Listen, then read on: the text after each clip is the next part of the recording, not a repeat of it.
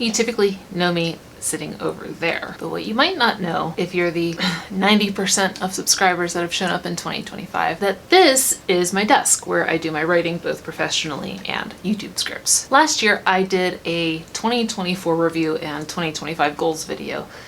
And at that time, I thought that my channel was going to be about plant care, and that my twist, so to speak, was that my plant care would be backed by science. I'd show you the studies that show why something works, the lessons that we've learned since bringing these plants into our home, so on and so forth. I was doing the occasional roundup video because it let me cover a lot of plants quickly. So things like red aquatic plants, my favorite goth or spooky plants, whatever. And it was a year ago, exactly at the time of this video's release, that I had an idea.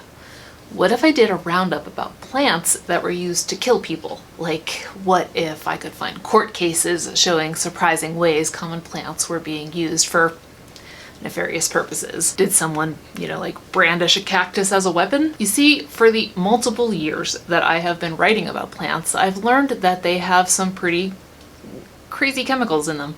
Some, like sunflowers or walnut trees, are really good at preventing other plants from coming into their territory, just as an example. And I knew that there were plants that were toxic to humans in one way or another. I have been researching that for years for clients, so I had a pretty good hypothesis that there were other people out there who also knew about this stuff, maybe had used it for their benefit, and maybe they got caught. Turns out specific court docs are not especially easy to find when it comes to plants used as weapons. But I did stumble on a story. The story was pretty vague, and it was kind of told through like a game of telephone. It talked about how someone had used a dumcane plant, the Dieffenbachia, against a witness who was on their way to court to testify. You see, Dieffenbachia contains something called calcium oxalate crystals, which have been described as being like needles. So shoving this plant into the witness's mouth rendered them incapable of speaking to the court during their testimony. And I thought, that is such an amazing story. I wonder if I could find more. Turns out, Dieffenbachia has a crazy history, and me and my weirdness got really excited about it. So I gave up the idea of doing a roundup and decided to focus on that one plant. And then I thought, wouldn't it be amazing if this became like a podcast too, like a series where I could cover different plants? Maybe this would work. Let me do one episode and see how it goes. So I wrote the script, and on January 2nd, 2025, I released The Complicated History of the Dumcane. And I know this is a pretty common thing to say in a YouTube video, but truly, that's when everything changed. Since then, the history of plants has been your favorite topic for this channel, which is not what I expected, but has made me so incredibly excited because I love it too. So last year, sitting here at this desk, I came up with my plan for 2025. As I mentioned in last year's review, I don't like the idea of New Year's resolutions, but I do like CGP Gray's idea for a yearly theme. Last year's theme was resilience for me. During 2025, I built a vegetable garden from scratch, footage that I'm still editing. I also moved away from relying so heavily on client writing as my main source of income, and I found ways to improve both myself and this channel by talking to you. I was gonna try and think of another theme for 2026, but I like resilience, so I'm sticking with resilience for 2026. Resilience has become resilient in my head, I guess. So I want to talk to you about what that means for me and for this channel going forward. Plus, since so many of you are just diving into this channel, I thought I'd answer a few frequently asked questions at the end. Let's get to it. So let's just call this what it is. I realize that me saying I learned a lot about myself by talking to you this past year sounds very Miss America-y.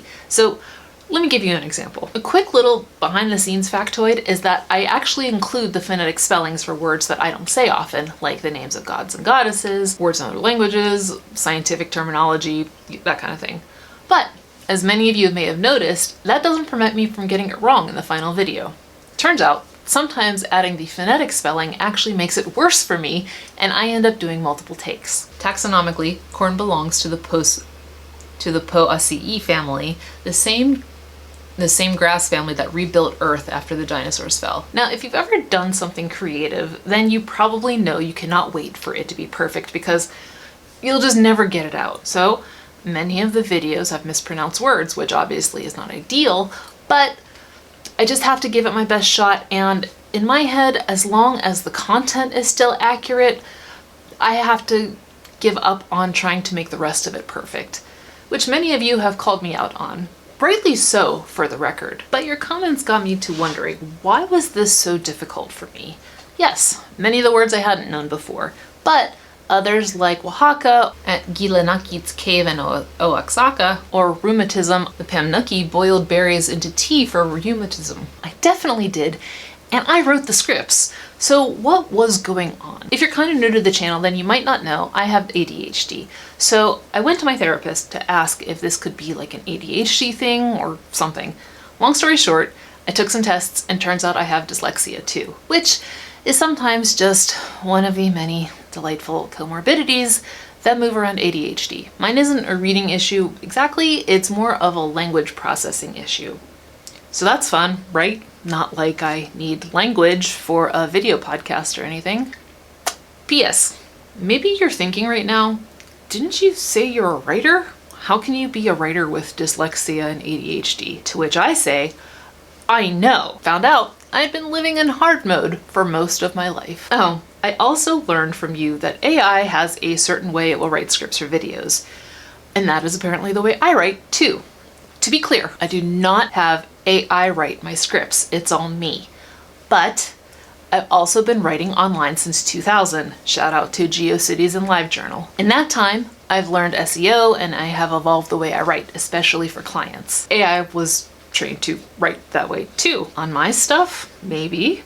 I've had content on the web for 25 years now, but maybe not. It's been trained on a lot of stuff. However, when you're doing it for years professionally, you learn the certain rhythms for speech that Google really liked. So we all ended up writing things like, it's not X, it's Y. The earliest traces show up not as bones or leaves, but as microscopic silica bodies called phytoliths, or listing things in threes.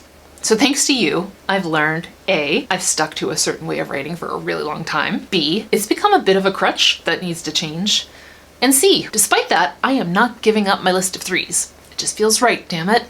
But I have begun to notice and cut back on it's not just X, it's Y. So thank you for pointing that out for me. In terms of other resilience aspects, my garden is going to be expanded a smidge and enclosed this year because I'm freaking sick of fighting with the squirrels. I'm also learning how to speak Croatian, Hrvatski, which will be my 5th language. Not that I do any of them well, but I'm in the process of getting Croatian citizenship, and I've learned that studying a new language is actually good for combating dyslexia. So, win-win. For work, I'm planning on reducing my reliance on client work even more than last year because it's a precarious industry that gets less stable every year, which sucks because I really love what I do, but it's just not a sustainable profession anymore. Not that being a YouTuber is either, for that matter. My little tinfoil hat conspiracy side tangent.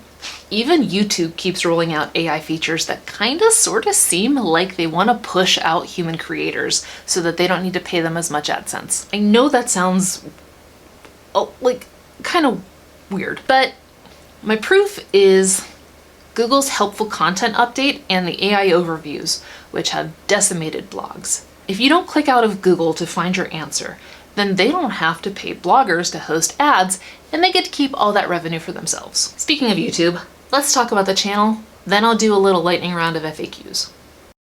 Here's what I've learned from you guys for the channel and a few updates on what to expect next year. 1, very few care about how to keep these plants alive. I know some of you do, but looking at the stats, it's just not interesting to the majority of you. Fair enough. Going forward, there will be much less of that here. I may put it on another channel someday or just pop it over on Patreon. I'm not sure yet. I like making that content, but it's a lot of work and research, and since right now it's just me, my time is a zero-sum game, so I've got to focus on the content that brings you in and keeps you interested. Because let's face it, the bigger our plant history nerd community, the more resources that get unlocked. Monetarily, yes, obviously, which would let me bring on editors or researchers so that I could focus more on just creating the content, but also opportunity. I want to be able to interview experts or interesting people who can give more context about a featured plant, and it's easier to get those meetings when you've got the base to back up bothering those people. 2, you and I seem to be subscribed to the same channels, give or take, which is pretty cool. Tom Scott, Joe Scott, Hank Green, Real Science, and so on. I've also learned about new channels through you guys, and it's given me the impetus to reach out and say, hey, like I did with Max Miller.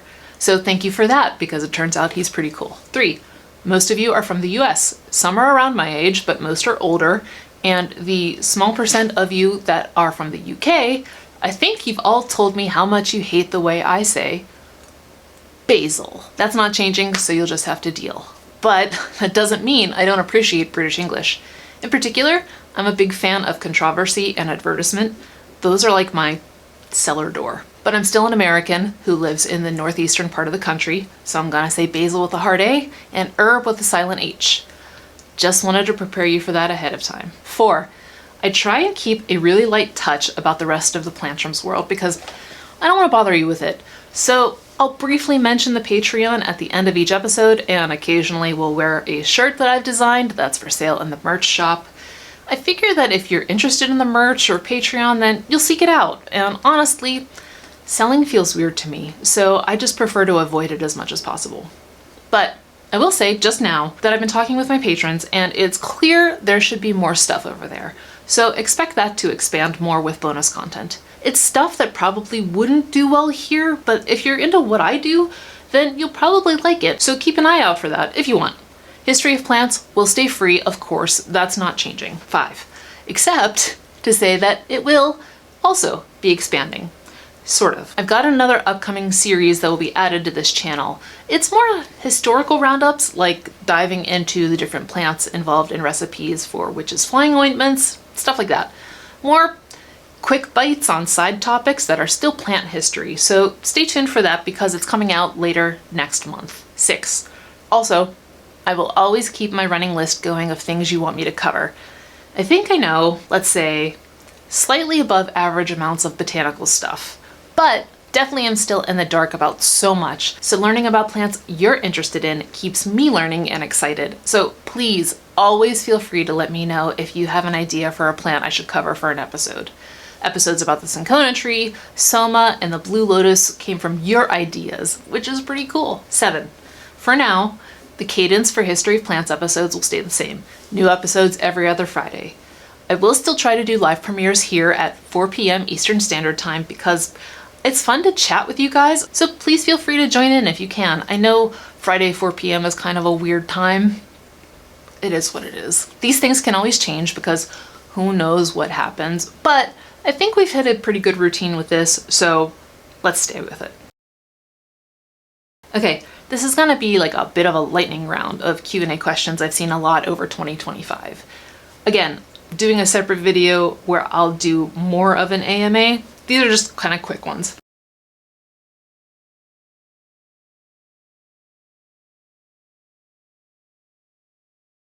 Why BCE CE? It has nothing to do with politics. It has nothing to do with being woke. It's crazy that this has been politicized. I am a writer. The MLA, which you might remember if you've ever had to do a research paper in high school or college, has a standard that says they prefer BCE CE. So that's what I follow. If they change, will I change? I don't know. Probably. Maybe. I can't say. We'll see if it happens. But BC and AD, I don't care. It's crazy. People are angry about it. There are so many worse things in the world. Why don't you cover Aztec human sacrifice? You make it sound like only white people were bad. This is so funny to me. One, I have covered it. I covered it in the amaranth episode when I talked about how they would mix amaranth with blood. But it's true. I don't cover Aztecs doing human sacrifice because it's not relevant to the history of plants. If they were killing people with corn cobs, I would talk about it. There are so many civilizations in the world that participated in human sacrifice or have done really atrocious, heinous shit that is not just the Aztecs. I don't cover those either. Why do you call slavery inhumane? It wasn't that bad. George Washington was nice to his slaves.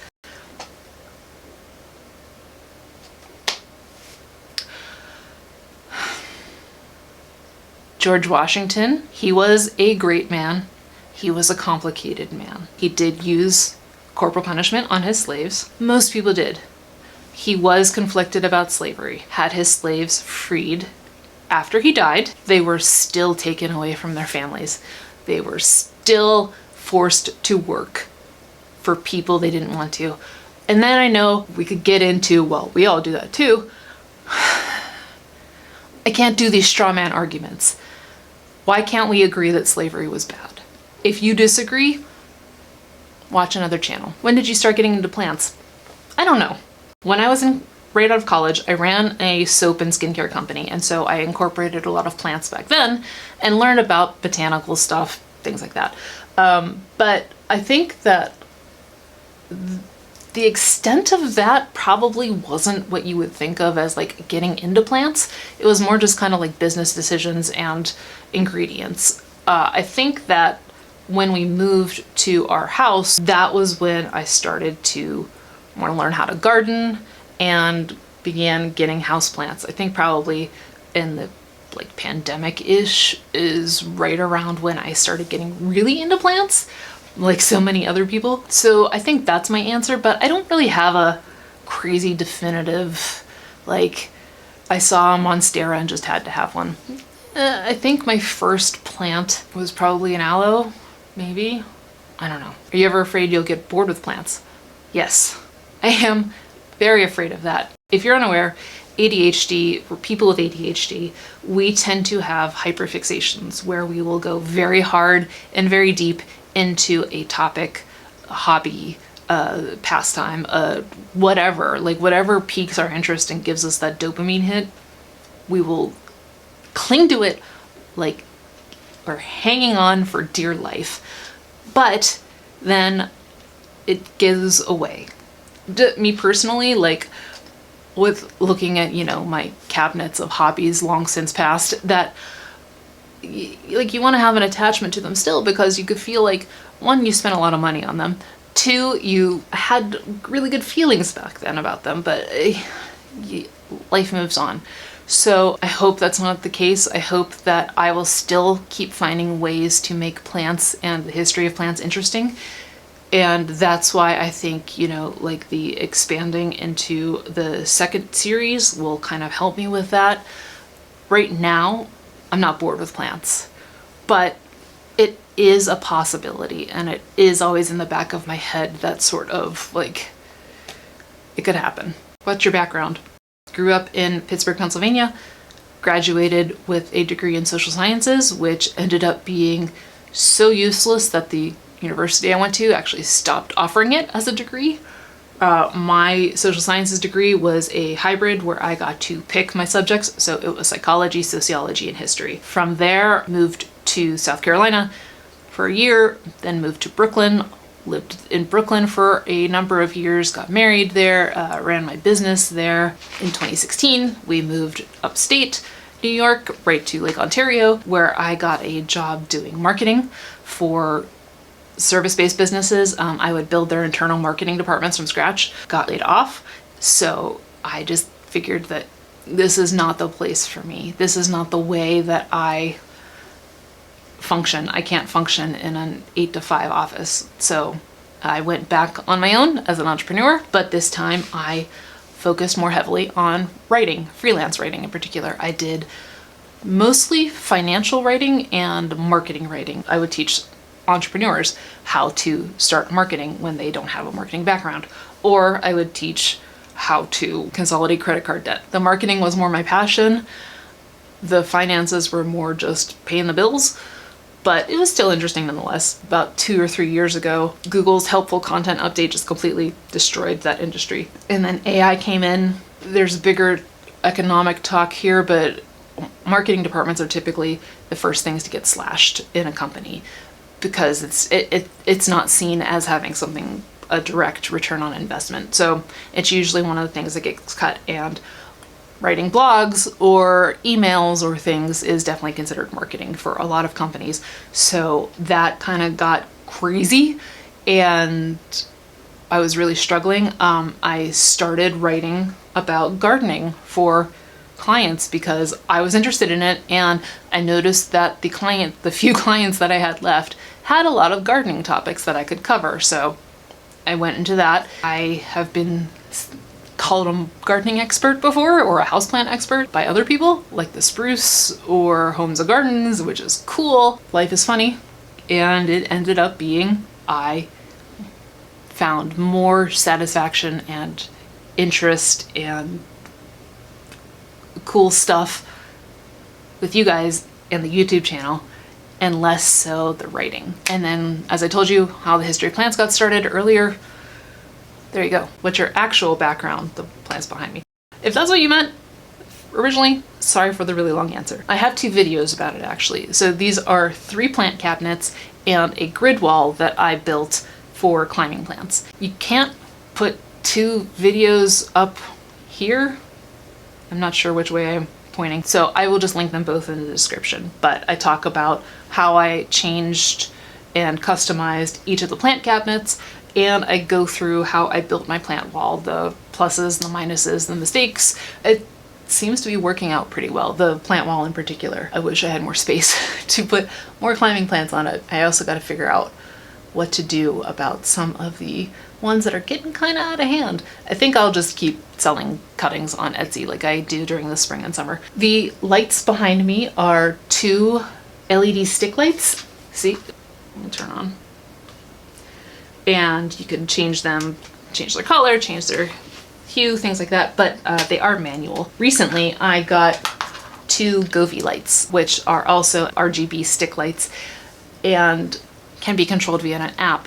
So that way I can just shut all my plant lights off, turn those on at the same time, and what I'm gonna start doing is changing the colors of them based on the kind of plant that I'm talking about. So poison plants will have a certain pair, crops will have a certain pair, that kind of stuff. Like, I got the shiny objects, I might as well use them. Why is there a difference in YouTube membership and Patreon membership prices? It's because there are things that I can offer on Patreon that I can't offer on YouTube, and vice versa. The first thing that comes to mind is, like, YouTube members can get stickers next to their names, badges, or whatever they are, that will show up in chat or in comments. I can't do that on Patreon. Also, Patreon offers some things that I can't think of them off the top of my head, but they offer some things that I can't do on YouTube, and so it's slightly cheaper on YouTube. So like the Greenies membership on YouTube gets the commentary and bonus content the same way Patreon does, but Patreon members get a little bit extra because of the different ways the platforms work, and so that one is a little bit more expensive. I hope that makes sense. Why do you pronounce word like that? Combination of Pennsylvania and New York accent, dyslexia. Where'd your dog's name come from? So, do you ever tell a story so many times that you've sort of mythologized it to the point that you don't know if it's true anymore? We lived in Brooklyn in a neighborhood called Bay Ridge, which is southwest Brooklyn. Its claim to fame was that it is where Saturday Night Fever was filmed. I had noticed that the local paper, the Home Reporter News, I think it was called, had this article about they had done like a mafia roundup at the time. And there was also an army barracks close by to the neighborhood. So all of the mafia members that they had rounded up had been sent to the army barracks. And at the time, I think I remember that like their names were all sort of Goodfellas-y, really stereotypical, like Tony Pizza or Jimmy Bagels. And I remember Jimmy Bagels, and I just thought that is the best name for a dog. And I kept that for years until we finally got Jimmy. We got him, he's 8 years old now, so we got him 8 years ago. If there really was a Jimmy Bagels, and it's not just my memory kind of like making up the story, I hope you take it as a compliment, because it was meant that way. You had a fantastic name. My dog, Jimmy Bagels, also has a fantastic name. Can you help me with my plant? No.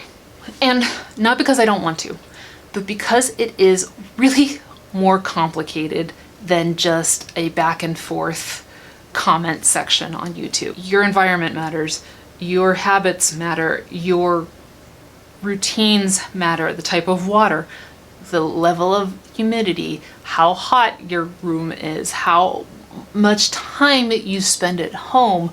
Are you neglectful? Do you travel a lot? Do you like all of these things get really nuanced that it just makes it really hard for me to be able to pinpoint through 3 or 4 comments what's going on with your plant. But I do have care guides on plantrums.com that I will always update. There's also, I have a number of resources and websites that I always recommend. Plant Toolbox by the University of North Carolina is one of my go-tos. PubMed is a little more technical. It's research papers and scientific studies that have been funded in some part by the NIH, and to me is like one of the crown jewels of the United States government that offers so much information for free, but they are pretty high level and pretty technical, and they have a really shitty search. So I would say overall, you are welcome to go to plantrums.com and check those care guides. I always list my sources there, just like I do with all of my videos. Usually, generally speaking, websites that are cooperative extensions of a university, so like Cornell Cooperative Extension or Master Gardeners programs, they usually have really good information that is vetted or at least peer reviewed. That is very helpful. Do you use AI? Sort of, but probably not the way you're thinking.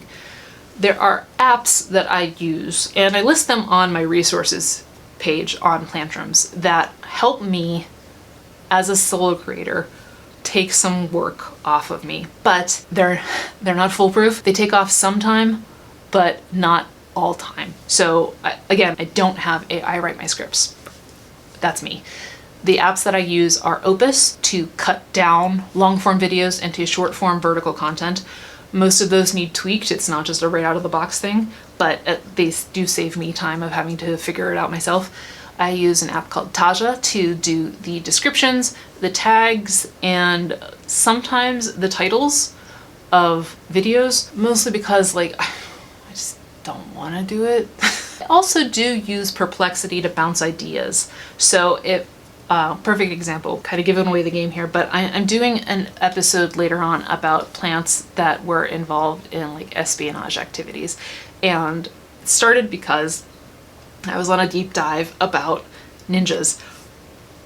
Long story, found out that apparently ninjas used duckweed to hide their movements underwater, and I thought that was fascinating, and so I went to Perplexity and I said, hey, gonna do a video about plants being used in espionage. Here's an example of what I'm trying to think about. What are other examples?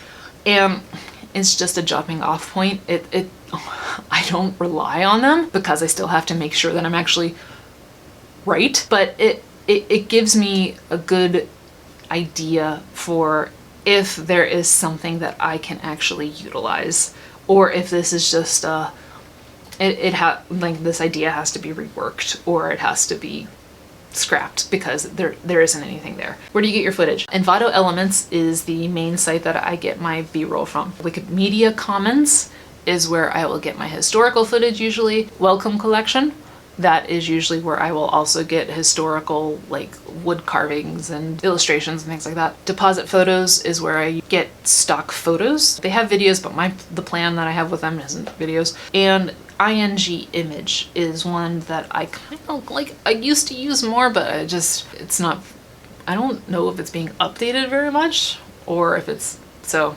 yeah. Why do you put your sources in the pinned comment? Aren't you afraid someone will steal your ideas? The first episode, I started putting them in the pinned comment, all of the sources that I used, because I really just didn't want to get in fights about where I'm getting my info. I felt like if I was just transparent about where I was sourcing things, then you are free to double check and make sure that I am not making things up. In terms of, am I afraid that someone is going to steal my ideas because I just show you everything? No. People are going to steal ideas anyways. I could be wrong about this, but I do think that by showing all of these sources that I use, and you can look, there are usually at least 20, 25 sources per video, then you have to see how much work goes into all of these. And it's really not easy to do. Could someone just rip me off and steal? Probably. But people are doing that anyways. I'd rather just show you that it is way more difficult than you think. And stay transparent. To me, that is a better thing to worry about than worrying that someone's going to steal my stuff. If I was worried about someone stealing my stuff, I wouldn't put anything online ever. You know what I mean? How long does it take you to make a video?